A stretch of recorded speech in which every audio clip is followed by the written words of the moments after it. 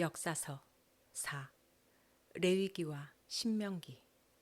첫째, 창세기에서는 하나님 나라의 국민을 만드셨습니다. 둘째, 출애굽기에서는 하나님 나라의 국법인 율법을 주셨습니다. 하나님 나라의 헌법입니다. 셋째, 레위기는 그 헌법책입니다. 넷째, 민수기는 그 율법을 받은 하나님 나라의 국민이 영토를 찾으러 가는 이야기였습니다. 민수기의 이야기는 시내산에서 시작하여 요단 동편 모압 평지에서 끝났습니다. 거기서 하나님께서는 그들이 들어가서 살아야 할 가나안에 대한 정보를 주셨습니다. 다섯째, 신명기는 바로 그 모세의 고별 설교입니다. 그래서 오늘 가나안에 들어가기 직전에 레위기와 신명기를 통해 들려주시는 하나님 나라의 국법을 나누어 보려고 합니다. 우리는 레위기와 신명기를 힘들어했습니다. 왜 그렇게 힘들어 했느냐면 너무나 많은 규례와 법들이 기록되어 있어서였습니다. 그런데 사실 레위기와 신명기는 하나님께서 우리에게 엄청난 정보를 주신 책입니다. 하나님께서는 하나님의 백성들이 앞으로 들어가서 살게 될 가나안에 대한 정보와 거기서 하나님의 백성들로서 어떻게 구별되게 살아야 하는지에 관한 모든 정보의 모음집으로 레위기와 신명기를 주신 것입니다. 먼저 레위기는 크게 4가지 정보로 되어 있습니다. 첫째, 이스라엘과 하나님과의 관계에 대한 정보. 둘째, 이웃과의 관계에 대한 정보. 셋째, 먹고 사는 문제에 대한 정보. 넷째, 가나안의 종교와 문화에 대한 정보입니다. 첫 번째는 하나님과의 관계에 대한 정보입니다. 이스라엘 백성들은 하나님만 바라보고 하나님만 사랑하며 살아야 합니다. 그래서 하나님께서는 어떻게 하나님을 사랑해야 할지에 관한 정보를 주신 것입니다. 하나님께 대한 사랑을 표현하는 방법이 바로 제사와 절기입니다. 제사의 기본은 번제입니다. 이스라엘은 출애굽할 당시 6월절에 흠없는 짐승을 죽여서 죽음을 면했습니다. 마치 에덴 동산에서 선악과를 범한 아담과 하와를 선악과를 먹은 그날 죽이지 않으시고 한 짐승을 잡으셔서 그 짐승의 가죽으로 옷을 만들어서 아담과 하와에게 입혀주셨던 것처럼 말입니다. 그렇게 에덴 동산에서 짐승을 잡으시던 그 장면 그대로 6월절에 흠없는 짐승을 잡았고 그 모습 그대로 재현한 것이 제사의 기본인 번제가 된 것입니다. 이스라엘은 제사를 드릴 때마다 사랑 때문에 그들을 살려내신 하나님에 대한 사랑을 고백했어야 했습니다. 그 내용이 레위기 1장부터 10장에 기록되어 있습니다. 그리고 그 하나님의 사랑을 그들뿐만 아니라 자녀 세대들에게까지 알리기 위해서 제정하신 것이 절기입니다. 매년 그날이 되면 출애굽시키셨던 광야에서 인도하셨던 한순간도 그들을 떠나지 않으시고 보호하셨던 그 은혜를 기념하며 절기를 지키기를 원하셨습니다. 시간 속에 하나님의 은혜를 표시해 두신 것이 절기입니다. 6월절, 무교절, 초실절, 오순절, 나팔절, 속죄일, 초막절 등의 절기는 레위기 23장에 기록되어 있습니다. 이렇게 제사와 절기를 통해서 하나님께서는 우리가 누구인지를 알기 원하셨습니다. 한마디로 우리의 정체성을 알려주신 것입니다. 우리는 하나님을 예배하고 하나님을 사랑해야 할 하나님의 백성들이라는 것입니다. 두 번째는 이웃과의 관계에 대한 정보입니다. 제사와 절기를 통해서 하나님을 사랑한다고 고백하는 사람은 이웃과의 관계 속에서도 사랑을 고백합니다. 그 구체적인 내용은 레위기 19장, 25장, 26장에 집중적으로 기록되어 있습니다.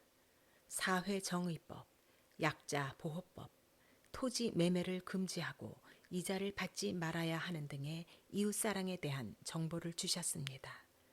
세 번째는 먹고 사는 문제에 대한 정보입니다.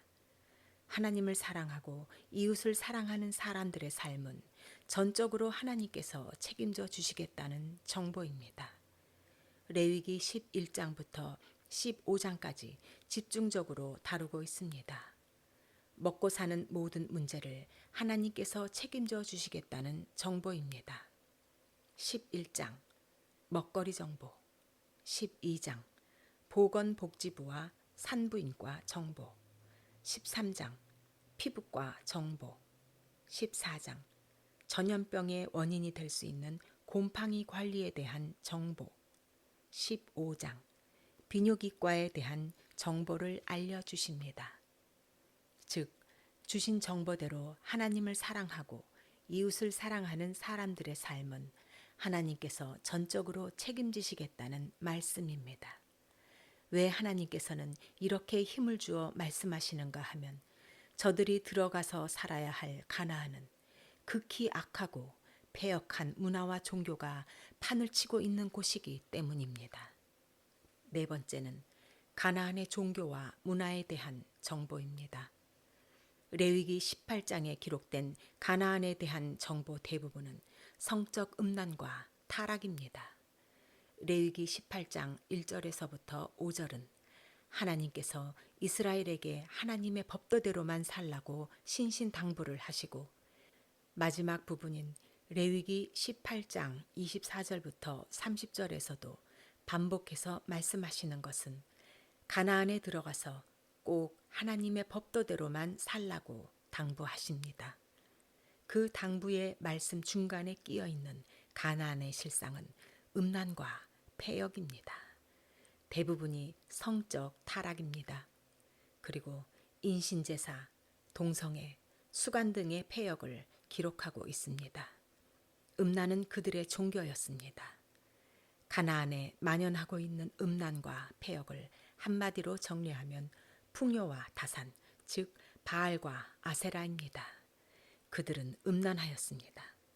근친 상간뿐만 아니라 동성애와 짐승과의 교합까지 서슴지 않았고, 풍요를 위해서는 자식까지 불구덩이에 스스럼 없이 던져버리는 악행을 저질렀을 뿐만 아니라 동성애와 짐승과의 교합까지 마다하지 않았습니다. 그렇기에 하나님께서는 레위기를 통해 하나님을 사랑하는 방법에 대한 정보, 이웃을 사랑하는 방법에 대한 정보, 그리고 하나님을 사랑하고 이웃을 사랑하는 하나님 나라 백성들의 삶을 전적으로 책임지시겠다는 정보를 주신 것입니다. 하나님께서 새로운 나라로 이민 가는 이스라엘 백성들을 꼼꼼하게 챙기신 것을 레위기를 통해서 볼 수 있습니다. 하나님께서는 우리의 삶도 그렇게 꼼꼼하게 챙겨주십니다. 출애굽 1세대들을 통해서 주신 정보가 레위기였다면 출애굽 2세대들을 통해서 주신 정보는 신명기입니다. 신명기는 요점 정리입니다. 출애굽기, 민수기, 레위기의 중요 내용을 요점 정리한 것입니다. 신명기의 내용은 크게 세 부분으로 나눌 수 있습니다. 첫째, 최근까지의 역사를 간단하게 기록한 신명기 1장부터 3장까지의 내용입니다. 출애굽기와 민수기의 요점 정리입니다. 둘째, 신명기 4장부터 26장까지는 출애굽기와 레위기에 나오는 중요한 규례들을 요약 정리했습니다. 셋째, 신명기 27장부터 34장까지는 가나안에 들어가서 하나님의 법도대로 살면 하나님께서 반드시 복 주시겠다고 언약하시는 내용입니다. 이것을 우리는 모압 언약이라고 부릅니다. 이제 하나님께서는 하나님의 열심으로 하나님 나라의 국민을 만드셨고 그 국민에게 하나님 나라의 헌법을 주셨습니다. 이제 가나안 땅에만 들어가면 이 땅에 눈에 보이는 하나님의 나라가 완성됩니다.